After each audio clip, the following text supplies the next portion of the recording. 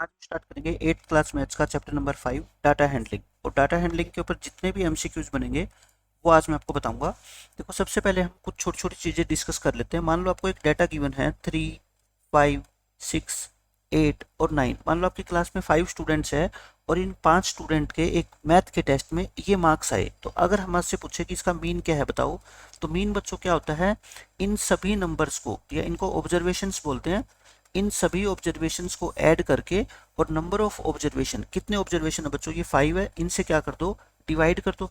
तो ये आपका क्या आएगा, मीन आएगा। तो मीन कितना आएगा बच्चों आपका 8, 8 और 6 14, 22, 31। 31 को 5 से डिवाइड करोगे, या आप ऐसे भी कर सकते हो अगर डेसिमल में निकालना चाहते हो, नीचे 10 बना लो, 2 से मल्टीप्लाई कर दो, नीचे 10 बन जाएगा तो 6.2। ये आपका क्या आ जाएगा बच्चों, मीन आ जाएगा। तो मीन का फॉर्मूला क्या हुआ बताओ आप मेरे को।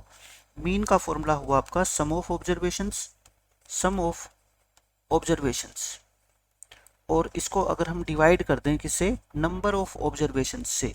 इनको ऑब्जर्वेशंस बोलते हैं, 3, 5, 6, एंट्री बोल दो या ऑब्जर्वेशन बोल दो, ठीक है, इनको ऑब्जर्वेशंस बोलते हैं। Sum of observation upon number of observation. तो ये मीन का क्या हो गया, फॉर्मूला हो गया। अब एक बात आपसे पूछी जाएगी पेपर में, रेंज क्या होती है। रेंज का मतलब बच्चों मैंने आपको बताया हुआ क्या होती है, ये जो डाटा है ना, इसकी जो सबसे बड़ी वैल्यू है उसमें से सबसे छोटी वैल्यू माइनस कर दो, यानी कि हाईएस्ट में से लोएस्ट वैल्यू को माइनस कर दो, तो वो क्या कहलाती है, रेंज कहलाती है। Highest value minus lowest value, इसको क्या बोलते हैं बच्चों, रेंज बोलते हैं। तो जैसे कि 9 में से अगर हम माइनस करेंगे सबसे छोटी वैल्यू 3, तो इस डाटा की जो रेंज होगी वो कितनी होगी, 6 होगी। एक बच्चों आपको मैंने बताया हुआ क्लास इंटरवल्स क्या होते हैं, क्लास इंटरवल्स, इसके ऊपर ऑब्जेक्टिव क्वेश्चन 100% पूछे जाते हैं।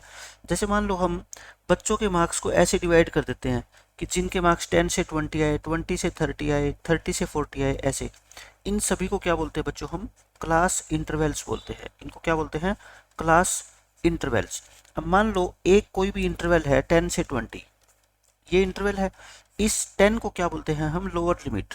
इसको क्या बोलेंगे बच्चों, लोअर लिमिट बोलेंगे। और इस 20 को हम क्या बोलेंगे, अपर लिमिट बोलेंगे। क्या बोलते हैं बच्चों इसको, अपर लिमिट बोलते हैं। एक होता है लोअर लिमिट, एक होता है क्या, अपर लिमिट। एक होता है class size. Class size, class size बच्चों क्या होता है, अपर लिमिट में से लोअर लिमिट को क्या कर दो, माइनस कर दो, अपर लिमिट माइनस में लोअर लिमिट। ये अगर आपने नोटबुक में पहले नोट नहीं कर रखे हैं, सब कुछ नोट कर लो, इनके ऊपर एग्जाम में क्वेश्चन आता है। तो क्लास साइज यानी कि 20 में से 10 माइनस करोगे तो आंसर कितना आएगा आपका बच्चों, 10। 10 क्या हो जाएगा, इसका क्लास साइज हो जाएगा। फिर एक बात आती है बच्चों, क्लास मार्क। क्या आता है, क्लास मार्क, या इसको मिड वैल्यू भी बोलते हैं, एक नया नाम है इसका, मिड वैल्यू। क्लास मार्क का मतलब होता है बच्चों, इस अगर इंटरवल का अपने को क्लास मार्क निकालना हो ना, तो इन दोनों वैल्यूज को ऐड करके 2 से क्या कर दो, डिवाइड कर दो। 30/2 यानी कि 15। कहने का मतलब 10 और 20 के बिल्कुल बीचों बीच कौन सा नंबर आएगा, 15 आएगा ना। तो वो कैसे निकाला जाता है, इन दोनों हाईएस्ट और लोएस्ट या अपर लिमिट और लोअर लिमिट को ऐड करके 2 से डिवाइड कर दो, उसको क्या बोलेंगे, क्लास मार्क बोलेंगे। ठीक है, तो ये बेसिक बेसिक थी। बाकी जो भी चीज़ें क्वेश्चन में आती रहेगी मैं आपको समझाता रहूँगा। देखो फर्स्ट क्वेश्चन में क्या बोलता है आपसे, the difference between the highest and the lowest value of observations in A given data.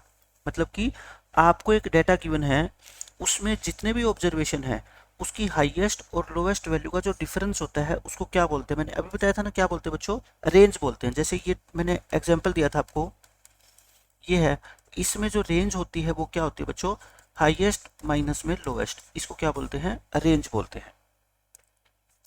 इसमें देखो क्या कहता है, the ratio of the sum of observations and total number of observations is called. Ratio का मतलब क्या होता है बच्चों, अगर हम कहते हैं डिवाइड कर दें सम ऑफ ऑब्जर्वेशंस को किससे, नंबर ऑफ ऑब्जर्वेशन से, तो वो क्या निकल के आता है, मैंने अभी आपको फॉर्मूला बताया था ना। अगर सम ऑफ ऑब्जर्वेशंस को नंबर ऑफ ऑब्जर्वेशन से डिवाइड करेंगे तो जो हमारा आंसर आएगा उसको क्या बोला जाता है, मीन बोला जाता है। क्या बोला जाता है बच्चों, मीन। मीन कह लो या इसका एक दूसरा नाम नोट कर लो, एवरेज। इसको हम एवरेज भी बोल देते हैं। थर्ड क्वेश्चन देखो, आसान सा है, the lower class limit of the class interval. देखो 10 से 20 इंटरवल है, इसकी लोअर क्लास लिमिट, लोअर का मतलब बच्चों छोटे वाली, यानी कि 10, इसको क्या बोलते हैं हम, लोअर लिमिट बोलते हैं, या इसको लोअर क्लास लिमिट बोल दो। आंसर कितना आ जाएगा आपका, 10 आ जाएगा। अपर पूछ ली जाती बच्चों, ये क्या है, इसकी अपर लिमिट है, अपर पूछी जाती तो हम क्या देते आंसर, 20 देते। द अपर क्लास लिमिट, इसकी अपर क्लास लिमिट बताओ 20 से 30 की बच्चों अपर क्लास लिमिट ये है ना, इसको क्या बोलते हैं, अपर लिमिट या फिर अपर क्लास लिमिट, एक ही बात है। इसका आंसर कितना आ जाएगा 30 अपना आंसर हो जाएगा। इसमें कहता है आपको फिफ्थ क्वेश्चन में the class mark of the class interval. देखो क्लास इंटरवल अपने को दे रखा है, मैंने आपको क्या बताया था कि क्लास मार्क का मतलब क्या होता है बच्चों, मिड वैल्यू। क्लास मार्क का मतलब क्या होता है, मिड वैल्यू, यानी कि इन दोनों लिमिट को ऐड करके 2 से डिवाइड कर दो, 70/2 यानी कि 35। कहने का सिर्फ ये मतलब होता है क्लास मार्क का कि 30 और 40 के बिल्कुल बीच में कौन सा नंबर है, तो कोई भी बच्चा बता देगा 35 है। The measure of the class intervals 0 से 10, 10 से 20, 20 से 30। देखो आपको क्लास इंटरवल दे रखे हैं ऐसे, इनका पूछा आपसे क्या बच्चों, मेजर। मेजर का मतलब यही होता है कि इनका साइज क्या है। इसको क्या कह लो बच्चों आप, मेजर कह लो या क्या कह लो, इसको क्लास साइज कह लो, एक ही बात है। क्लास साइज का मतलब होता है कि एक क्लास कितनी बड़ी है। आप ये मान लो क्लास साइज का फॉर्मूला मैंने क्या बताया था, किसी से भी निकाल लो, अपर लिमिट में से लोअर लिमिट माइनस कर दो, है ना, चाहे इससे निकाल लो, 20 में से 10 माइनस करोगे, चाहे इससे निकाल लो, 30 में से 20 माइनस करोगे, सबका जो क्लास साइज आएगा वो कितना आएगा, 10 आएगा। इसका आपका मेजर कितना हो गया, 10 हो गया। इस क्वेश्चन में देखो ग्राफिकल क्वेश्चन है, ये हिस्टोग्राम आपको दे रखा है बच्चों। How many teachers are of age 45 years और मोर। कहता है इस हिस्टोग्राम को देख के बताओ ऐसे कितने टीचर हैं जिनकी एज 45 या उससे ज़्यादा है बट लेस देन 50 से कम है। देखो यहाँ पे आपको दिखाई जाती है क्या, एक्स एक्सिस पे एज और यहाँ पे नंबर ऑफ टीचर्स है ना, 45 और 50 के बीच में देखना, ये 45 और 50 के बीच में तो है, मतलब कि ये ऐसे टीचर है जिनकी एज या तो 45 है या 45 से ज़्यादा और 50 से कम, 50 से कम। तो ये कितने टीचर है बताओ, 5 है ना, तो आंसर कितना आ जाएगा आपका 5। हिस्टोग्राम को रीड करके क्वेश्चन का आंसर देना तो बिल्कुल ही आसान होता है। इस क्वेश्चन में देखो वही आपका ग्राफ वही है, इसमें क्वेश्चन अलग है। How many teachers are of age less than 35। बच्चों अगर आपसे लेस देन पूछ लेना, किससे लेस देन, 35 से कम। 35 देखा करो कहाँ पे है, लेस, लेस का मतलब इधर, लेस का मतलब बच्चों क्या होता है, इधर आया करो, इधर देख लो इस एरिया में टोटल कितने टीचर बैठे हैं, वो सारे के सारे क्या है, 35 से छोटे हैं, है ना, 4 ये रे, 5 ये रे, 6 ये रे। आंसर कितना आएगा, 4 + 5 + 6 यानी कि 15। ये 15 आपके क्वेश्चन का आंसर आ गया। इसमें देखो इसी हिस्टोग्राम में the teachers of which age group are maximum. इसका मतलब ये है कि किस एज ग्रुप में सबसे ज़्यादा टीचर है। लिख लो इसको हिंदी में, किस एज ग्रुप में सबसे ज़्यादा टीचर्स है। इसका मतलब ये होता है कि जैसे मान लो आपके स्कूल में काफ़ी टीचर्स है, मान लो 30 टीचर्स है, उन 30 टीचर्स में से आपको क्या लगता है कि मैक्सिमम टीचर्स किस एज ग्रुप में है, यानी कि जिनकी एज 20 से 30 ईयर है या 30 से 40 ईयर है या 40 से 50 ईयर है ना, वो आपको यानी कि ये लगता है कि ज़्यादा जो हमारे स्कूल में टीचर है ना उनकी एज 30 और 40 के बीच में है। आपको इस ग्राफ को देख के बताना है, आप खुद देख लो सबसे लंबा जो बार है ना वो कौन सा है, ये है, मतलब कि 6 टीचर है इसमें। तो जिन टीचर्स की एज बच्चों 30 से लेकर 35 ईयर तक है ना, वो अपने स्कूल में सबसे ज़्यादा है। तो कौन सा आंसर आएगा आपका, 30 से 35। ग्राफ को देख के बताना बस। इस क्वेश्चन में भी कहता है the teachers of which age group are minimum. Minimum का मतलब सबसे कम, देखना सबसे कम ये रहे 2 टीचर्स, जिन टीचर्स की एज 45 और 40 और 45 ईयर के बीच में है वो सबसे कम। सिर्फ स्कूल में ऐसे बच्चों कितने हैं, 2 टीचर है। तो कौन सा एज ग्रुप हो गया, 40 से 45। आंसर कौन सा आ जाएगा अपना, ऑप्शन सी। इस क्वेश्चन में देखो क्या बोलता है, the science which studies the methods of collection, representation, analysing of the numerical data and draws interferences based upon them is called.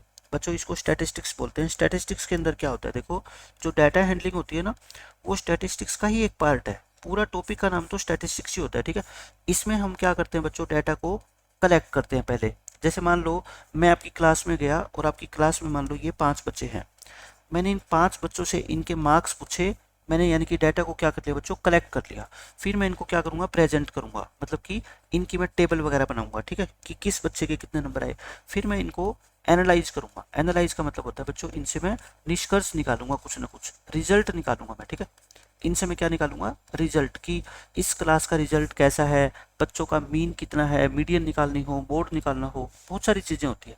तो ये सारी जो साइंस होती है जिसके अंदर इनकी स्टडी की जाती है, उस साइंस का नाम क्या है बच्चों, स्टैटिस्टिक्स। जैसे आपको पता है साइंस की बहुत सारी ब्रांचेज होती है, आपने नाम सुना होगा फिजिक्स का, केमिस्ट्री का, बायोलॉजी का, सिर्फ यही नहीं होती, और भी साइंस की बहुत सारी ब्रांचेज होती है। उनमें से आप ये मान के चलो स्टैटिस्टिक्स भी एक ब्रांच है, जिसमें किस चीज़ के बारे में स्टडी की जाती है, डाटा के बारे में, डाटा को कलेक्ट करना, उनको प्रेजेंट करना, उनसे रिजल्ट निकालना, ये सारी की सारी साइंस क्या कहलाती है बच्चों, स्टैटिस्टिक्स कहलाती है, ठीक है। अब ये देखो आपका पाई चार्ट का क्वेश्चन आ गया। The pie chart of 72 students in A hostel speaking different languages, यानी हॉस्टल में बच्चों 72 स्टूडेंट रहते हैं और वो अलग अलग लैंग्वेज बोलते हैं।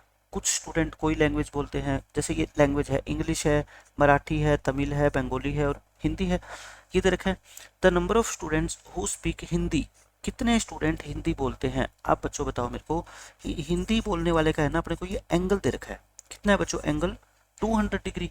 टोटल एंगल कितना होता है ये बताओ, टोटल एंगल, पूरे सर्कल का टोटल एंगल होता है बच्चों कितना, 360।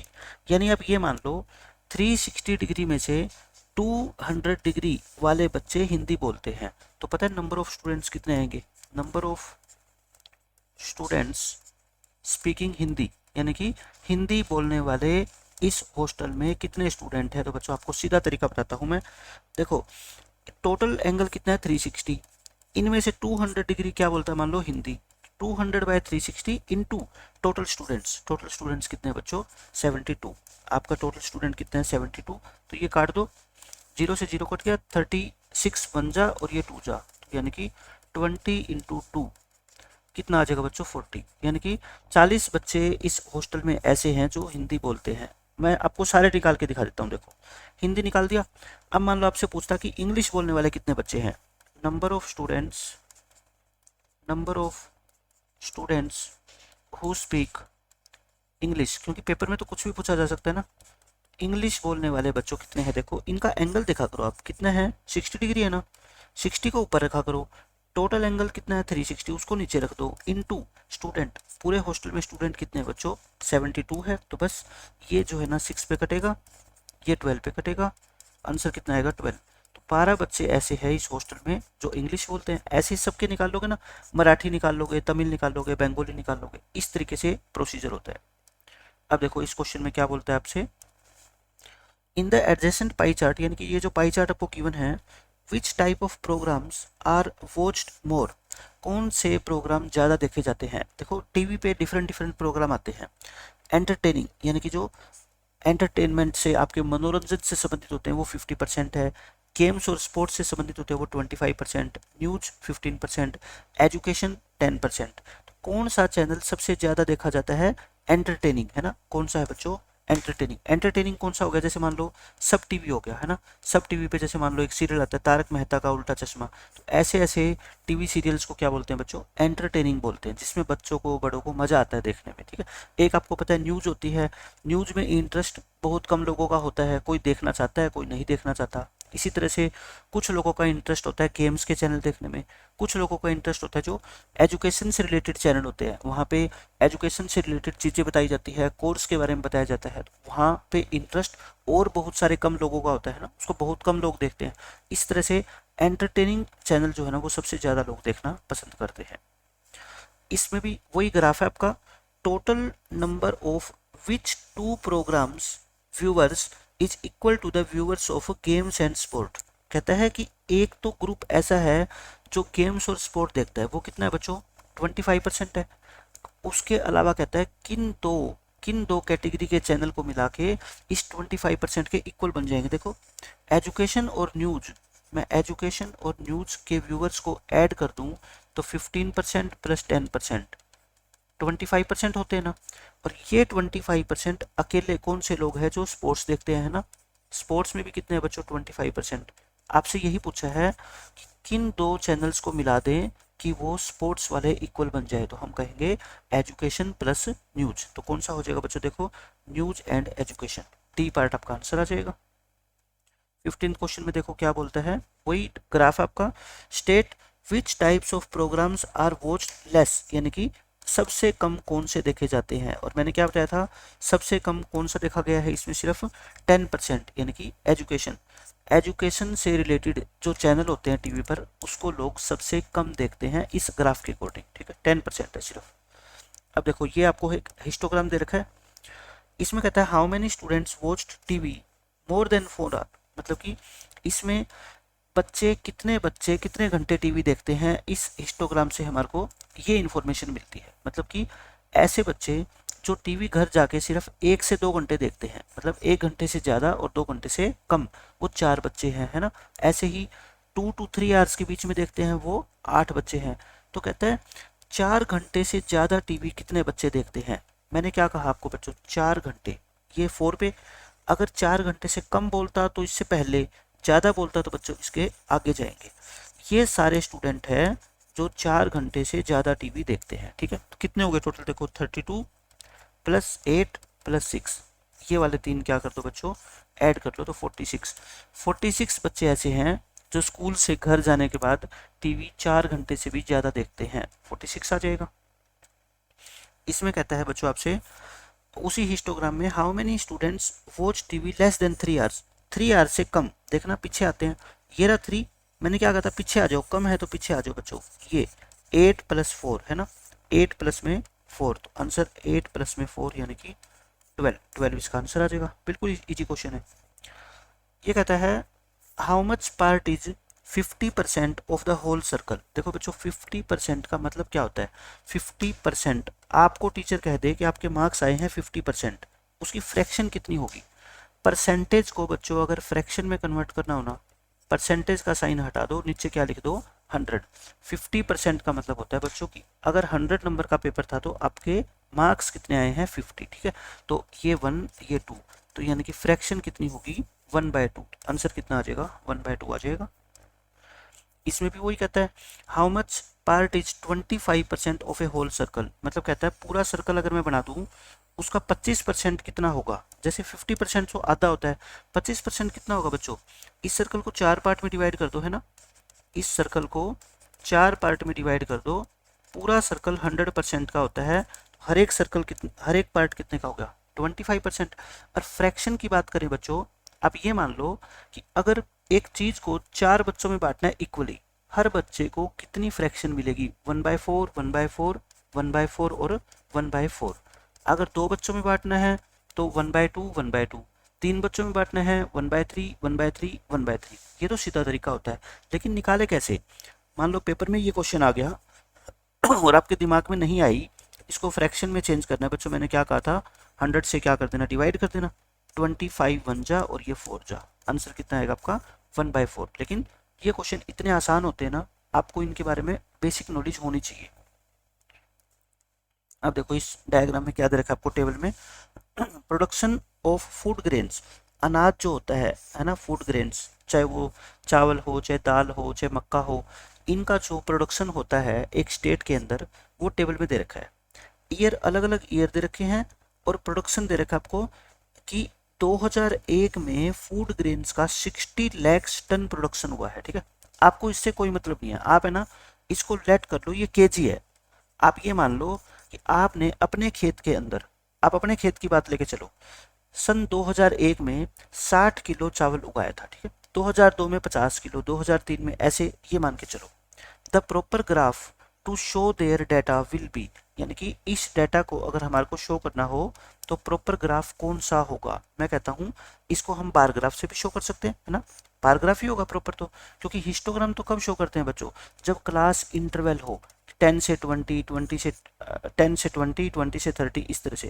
लेकिन बार ग्राफ में हम क्या कर सकते हैं, अलग अलग ईयर का अलग अलग प्रोडक्शन दिखा सकते हैं। यहाँ पे लिख देते हैं हम क्या, ईयर, और यहाँ पे क्या लिख देते हैं बच्चों, प्रोडक्शन।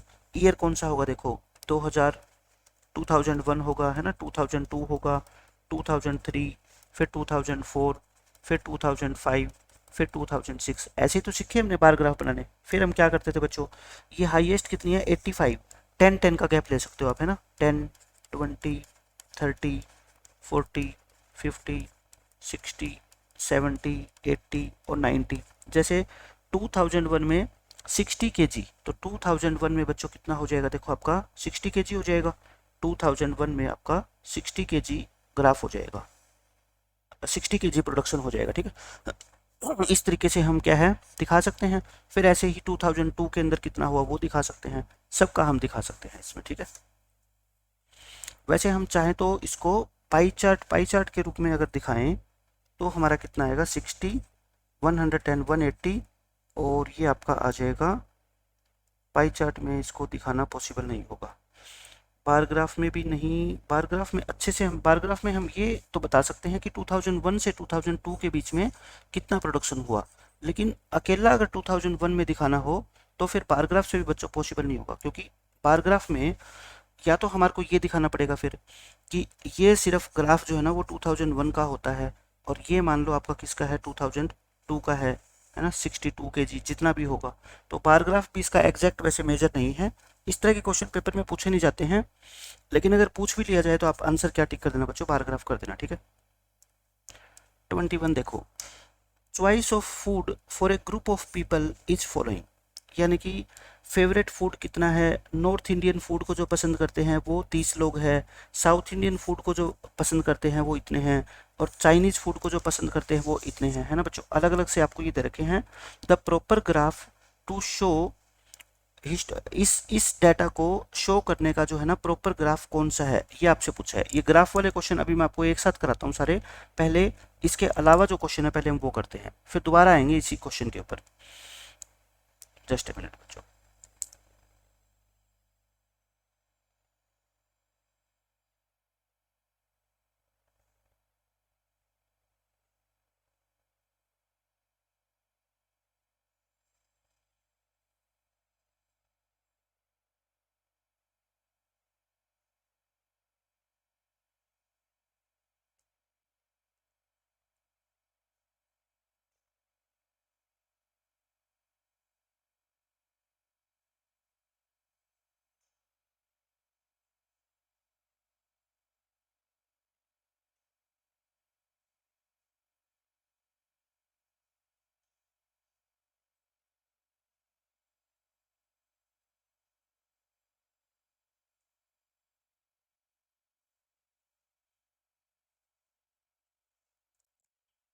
अब देखो बच्चों, अब आगे आपके प्रोबेबिलिटी। प्रोबेबिलिटी तो बहुत आसान होता है। इसमें कहता है the outcomes of getting a number less than 5 in a single throw of a die. इसका मतलब ये होता है अगर एक डाई को एक बार उछाला जाए, डाई क्या होता है बच्चों, लूडो का गिट्टा।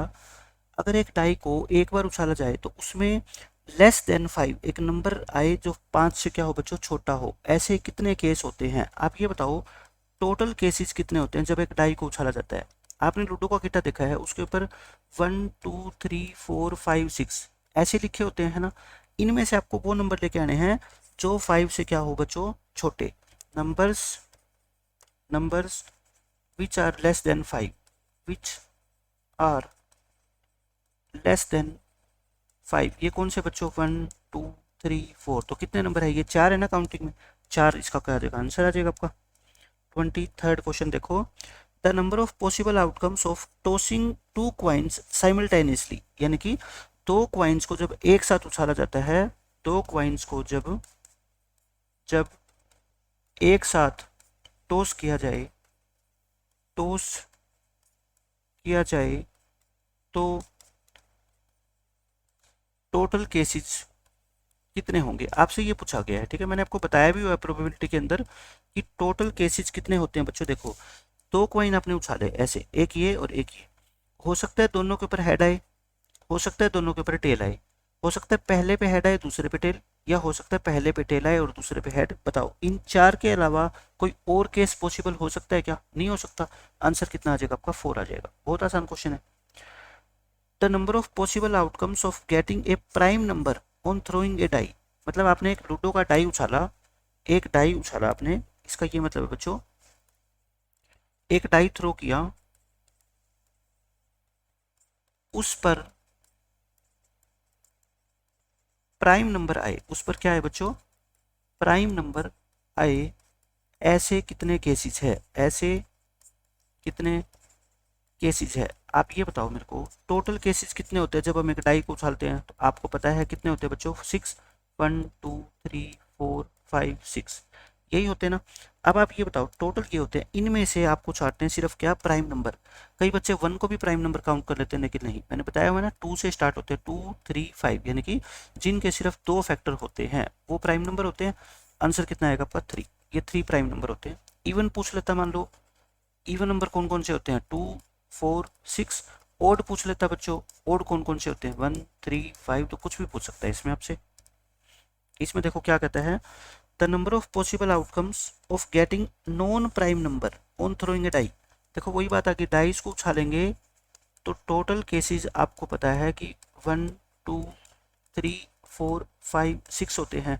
आपको नंबर क्या चाहिए बच्चों? नॉन प्राइम, यानी कि नॉन प्राइम का मतलब होता है जो प्राइम ना हो, जो प्राइम ना हो। ऐसे कितने नंबर आपको दिखाई दे रहे हैं? देखो, ना तो ये प्राइम है, ना ये प्राइम है, और ना ये प्राइम है। आंसर कितना आएगा आपका? 3। ऐसे कितने नंबर है बच्चों? ये 3 है जो मैंने रेड कलर के सर्कल के अंदर बंद किए हैं। इसमें देखो प्रोबेबिलिटी पूछ ली, the probability of an event lies between, यानी कि किसी भी इवेंट की प्रोबेबिलिटी किन दो नंबर के बीच में लाई करती है बच्चों? वो 0 एंड 1 के बीच में लाई करती है। इसका मतलब ये होता है 0 से बड़ी, 0 से बड़ी होगी और 1 से छोटी होगी, और 1 से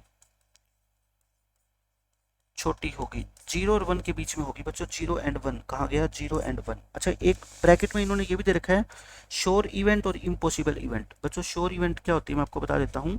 श्योर का मतलब होता है बिल्कुल कन्फर्म्ड, 100%, 100% सर्टेन।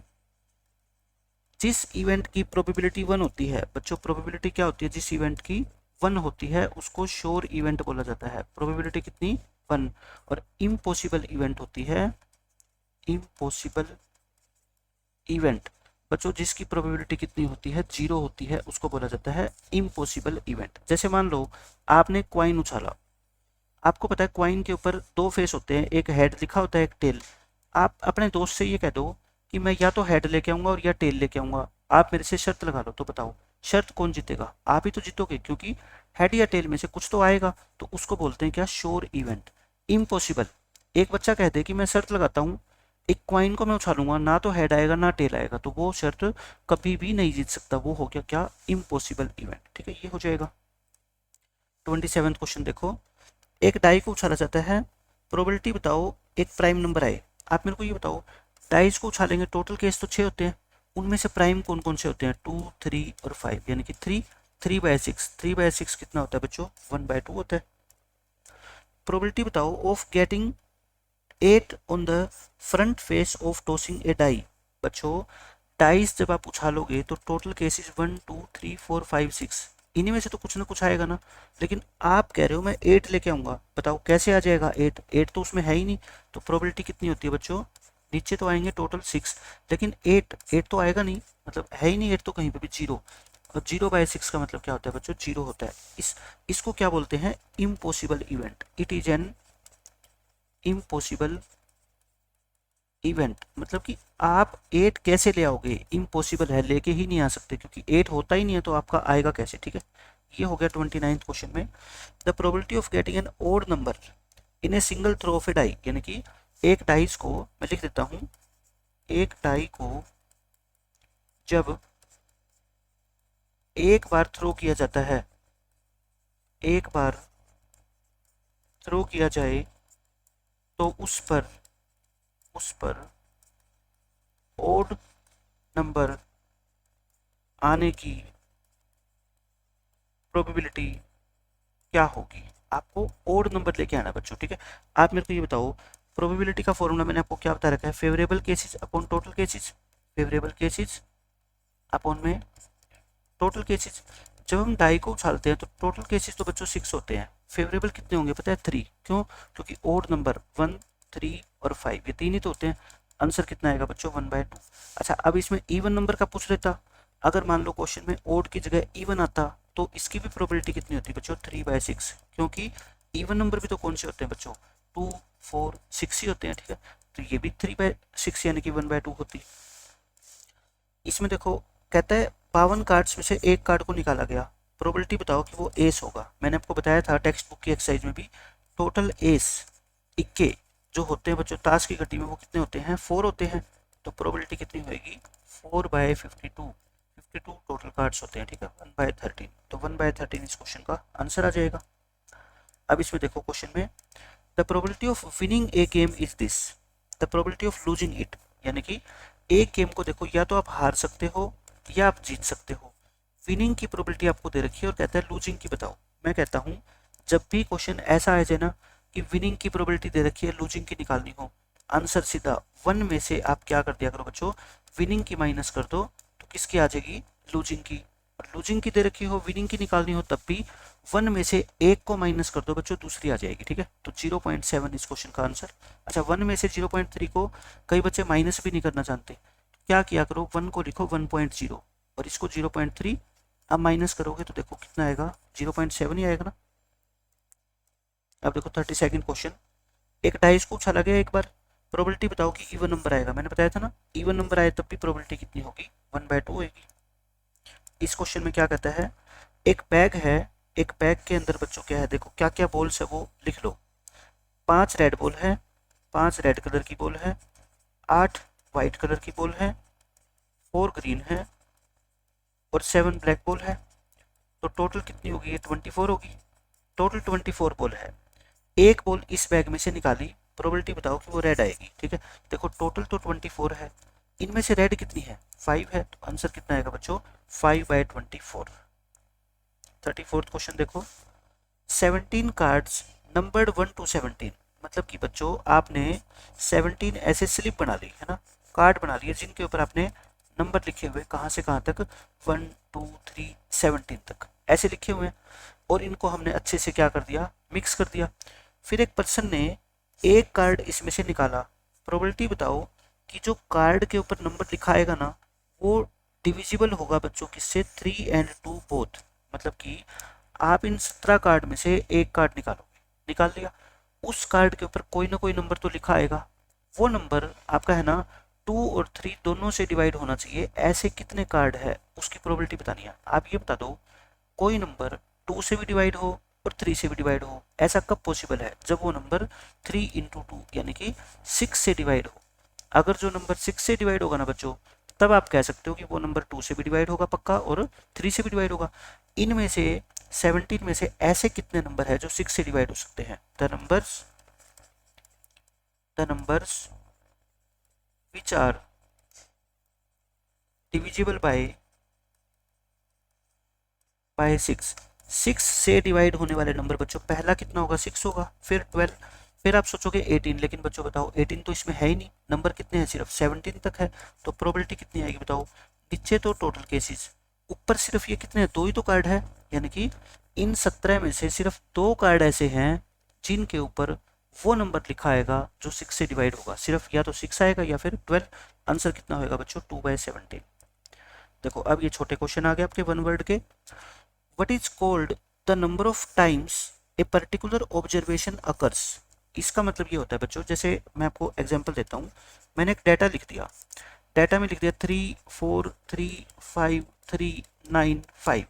इसमें कहता है एक एंट्री जितनी बार आती है, जैसे मान लो 3 कितनी बार आई है बच्चों, एक और 3 लिख दो, चलो आप कंफ्यूज नहीं होगे, मैं एक 3 और लिख देता हूँ।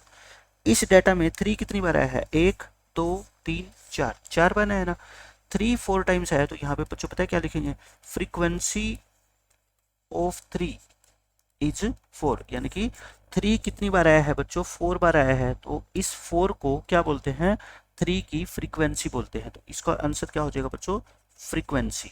आपको रटना नहीं है, ये छोटी छोटी चीजें आपको पता होनी चाहिए, ठीक है, ये हो जाएगा।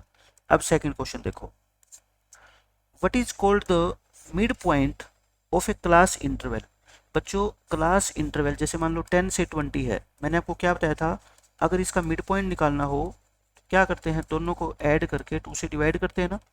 लेकिन ये कहता है कि इसको बोला क्या जाता है, इसको बोला जाता है बच्चों क्लास मार्क। दो नाम होते हैं इसके, या तो मिड पॉइंट या फिर क्या होता है बच्चों, क्लास मार्क। तो इसी को पूछ रखा है कि क्या बोला जाता है, हम बोल देंगे क्लास मार्क बोला जाता है। थर्ड क्वेश्चन में देखो, the probability of A sure event, मैंने बताया था ना श्योर इवेंट की प्रोबेबिलिटी कितनी होती है, 1, और इम्पॉसिबल इवेंट की प्रोबेबिलिटी बच्चों कितनी होती है, 0 होती है। अब देखो आपका फिफ्थ क्वेश्चन, ये इंपॉर्टेंट है। इसमें कहता है 2 coins are tossed continuously, 2 coin को लगातार उछाला गया, what will be the probability of getting 2 heads, 2 head लेके आने हैं। बच्चों पहले तो ये बताओ, जब 2 कॉइन को उछाला जाता है तो टोटल केसेस कितने होते हैं। मैंने आपको बताया था या तो दोनों पे हेड या टेल, या पहले पे हेड दूसरे पे टेल, या पहले पे टेल और दूसरे पे हेड। इनमें फेवरेबल केसेस बच्चों क्या होते हैं, फेवरेबल केसेस मतलब आपको क्या लेके आना है, आपको 2 हेड लेके आने हैं। इन 4 में से सिर्फ यही एक ऐसा केस है जिसमें 2 हेड है ना। काउंटिंग में कितने हो गए, 1। तो प्रोबेबिलिटी कितनी होती है बच्चों, फेवरेबल अपॉन में टोटल, यानी कि आंसर कितना आएगा आपका 1/4। तो ये छोटे छोटे क्वेश्चन थे। अब हमारा एक क्वेश्चन 21 रह गया था ग्राफ का, अब मैं आपको वो करवाता हूँ, ठीक है।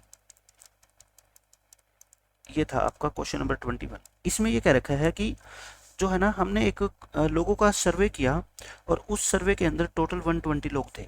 उनमें से 30 लोग ऐसे थे जो नॉर्थ इंडियन खाना पसंद करते हैं, साउथ इंडियन, चाइनीज और फिर कोई दूसरी तरह का खाना पसंद करते हैं।